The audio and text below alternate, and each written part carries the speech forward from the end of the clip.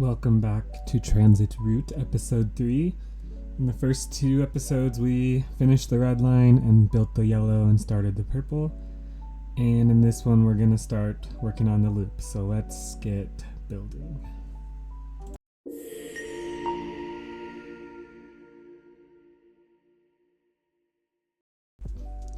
Alright, so taking a look at the map, we are going to focus on the Purple Line Express and building out the loop tracks. So we'll do a look at Google Earth. So in the last videos we had built these tracks here at Belmont, and that's the Belmont station.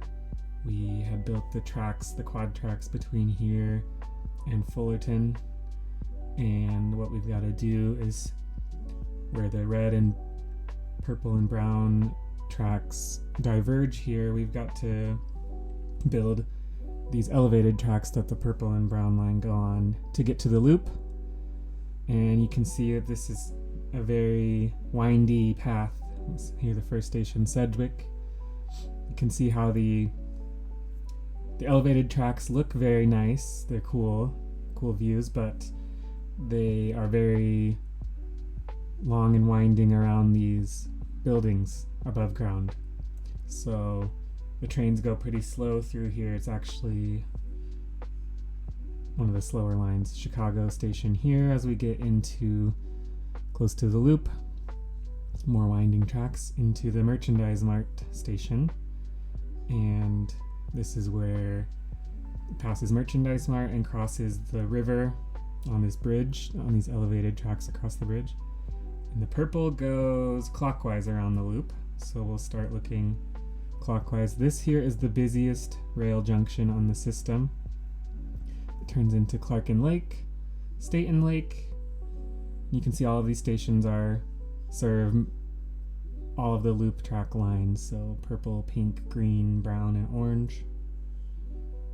So once we get all of those lines built, you'll see how busy this is. And this is the Harold Washington Library Station, one of my favorite buildings in Chicago. That's the library downtown, and more stations around here, Quincy,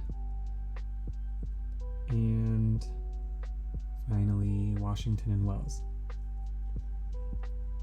So the purple line goes in a loop around clockwise and then crosses back across this beautiful view of the river. If you're ever in Chicago, I recommend taking the brown or purple north from the loop and seeing that view crossing the bridge. So we'll start building here. You can see we've got to fit the tracks into the path between the buildings, which is a little tricky. And the game makes us demolish some buildings because there's some areas where the tracks do cross over buildings in real life, but the game has the buildings in there which we have to demolish, so that's going to add to our expense. It's going to be a little more expensive because of running through the buildings, but that's fine. You can see how those tracks actually go over some buildings. We have to demolish them, but whatever.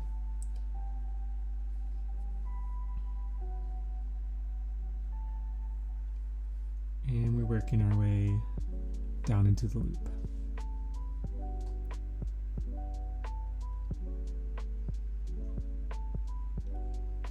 You can see how difficult it's going to be to build these loop tracks in these tight right-of-ways because there's not a lot of room to work with. And all of these stations are quite close together, so we've got limited room to work with. And also, since the stations are so close together, you'll see how slow the trains go through this area. Because of the tight curves, they have to slow down quite a bit to get around the corners, and then stopping and going so much to stop at each station. So while these tracks are really cool, very historic, nice views, they don't really work that well with how many lines are going through the stations because of how busy it gets during rush hour with so many lines and trains. But that's okay. It works well for now. We'll explore some ways to fix that in the future. Once we build out the whole system, we're going to be looking at ways to make the region's rail system work better. So if anyone has proposals, start thinking of proposals you have and comment them below, or start thinking for future videos if you have any ideas. I have some ideas which we're gonna look at, but we'll get there in a couple videos once we finish building out all of the lines. And I'm gonna build here where the branch goes south for the orange and green line. We're not gonna build the orange and green line yet in this video, but that could be the next one.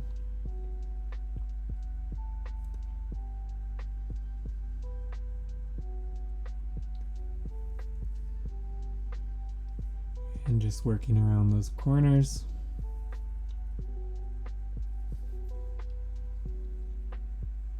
Okay, we've got the loop all designed out here, and we built it. So we used most of our money. We have about 500 million left, and now we're going to add in the Purple Line Express route, which takes that northern branch from Linden to Howard and goes express down with a couple stops between here and the loop. Looks like I forgot a little connection there. Yeah, I have to add that. Okay, now we can continue. So the purple's gonna express all the way from Howard to Wilson and down to Belmont, where from there it makes all stops into the loop. And they're turning into Sedgwick, Chicago, Merchandise Mart, and going clockwise around the loop. And we will connect it all the way back up to the northern end. Okay, I think we've got all the stops. Yep. And I'm going to take a look at the timetable. It looks like the Purple Express runs about every 10 or 12 minutes during rush hour, and then it goes back to just being that northern shuttle between Howard and Linden in the outside of the peak hours and does not run overnight. So I'm trying to tune the lines to the realistic service patterns just to get a look at how everything works. And we'll do the same with the red line, just check that we have the right amount of trains. I'm trying to get it down to the realistic rush hour service, which has trains every 5 minutes, or 4 to 6 it says, so I'm gonna average it out to 5. And we're gonna look at the brown where it branches out at the Belmont flyover here. So what I had built earlier was the old version where the brown does not fly over and it just crosses those tracks, which requires all of the red and purple trains to stop to let the brown cross over. And we're going to build that now and then see how that works. So let's take a look. Going on Google Earth, following the brown line tracks. So you can see Southport. This is going west from where it branches off of Belmont. You can see it crosses over the Metra commuter rail tracks, which we're going to build in the future too. After we finish the CTA lines, we're going to build the Metro lines, but we're focusing on the CTA first.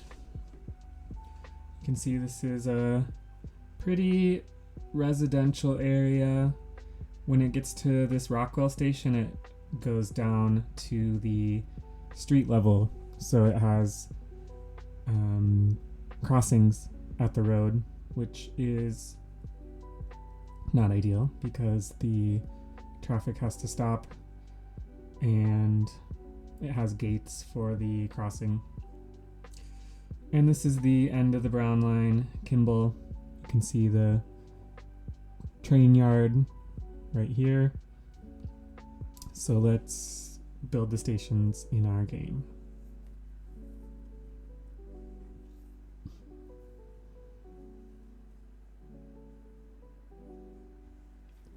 It's a little difficult to fit them in because of how tight the property lines are, but it works pretty well.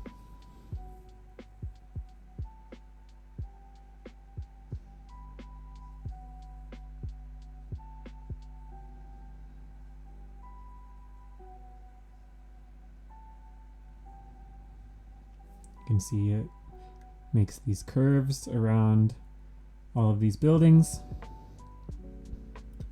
and it looks like this is going to be expensive. We don't have enough money yet, so after I build this I'm going to let it run so we can get some more money.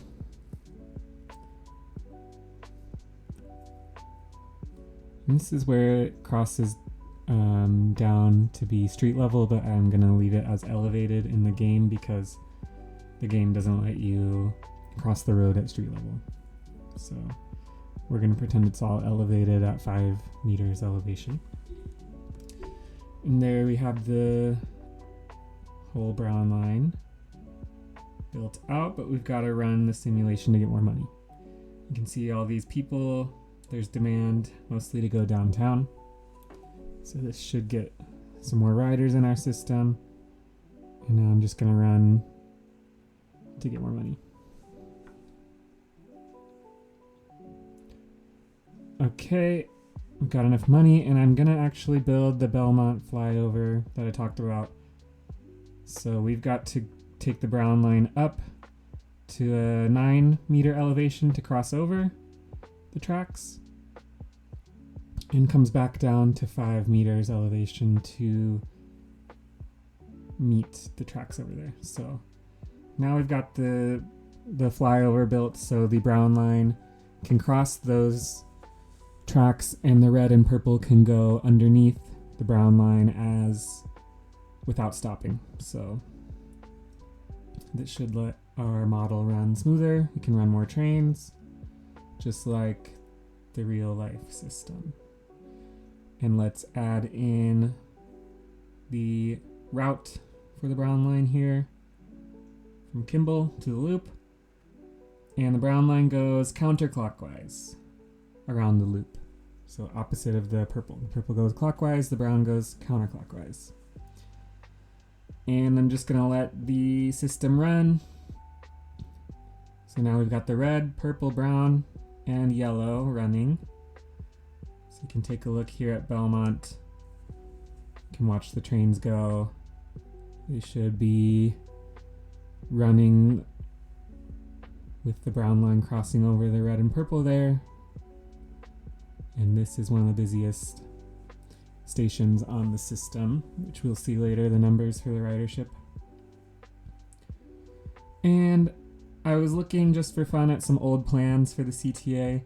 You can see these old plans from the 30s, I think, to build more tunnels that never got built because of probably the World War II and then financial issues, but these are all proposed tunnel systems that never got built but have been discussed in the past.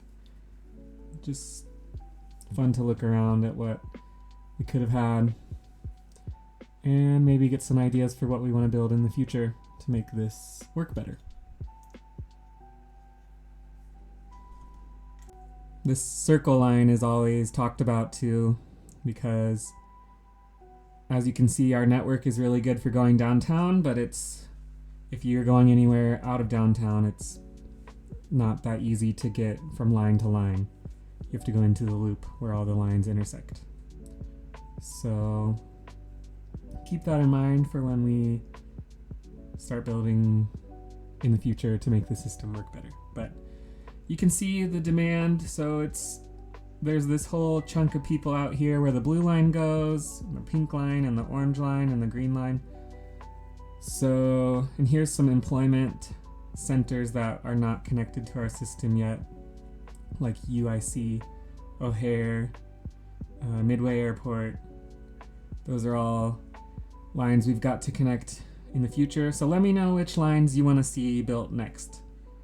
I think since we have the loop tracks built, we've got, it'd be pretty easy to add on the orange and green from here and the pink, but maybe the blue line would be the most profitable because it's going out to O'Hare and has a lot of riders. So let me know what you want to see in the next video. And let's watch our new Purple Line Express, see how it works. So it makes all the stops along that northern branch down to Howard. And from Howard, it takes Express to Wilson. So you can see it bypassing all those red line stations.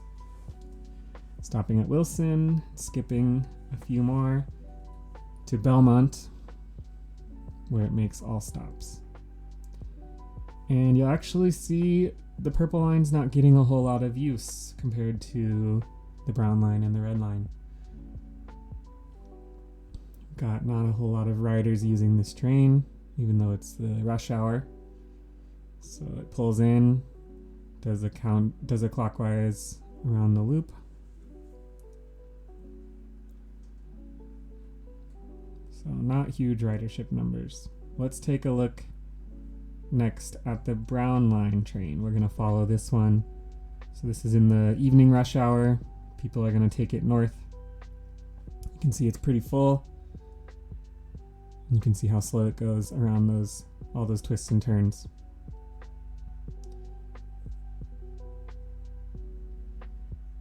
So people don't really start getting off until around the Fullerton area.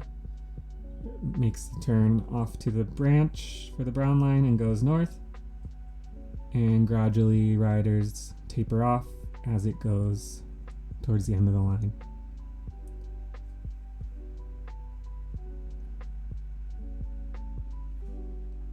And there we go. That's the whole brown line. So let's take a look at the demand and our money. We're making a profit, not a whole lot of profit, but it's working okay so far.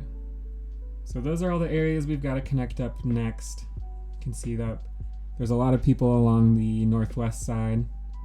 And we've got to connect here, UIC, O'Hare. So these are the lines we have to build still: pink, green, orange, and blue. We've got to connect up Midway there. You can see these west side branches that we've got to build. So if you have any strong feelings about what you want to see next, let me know. These are the ridership numbers. You can see the red line by far the most used.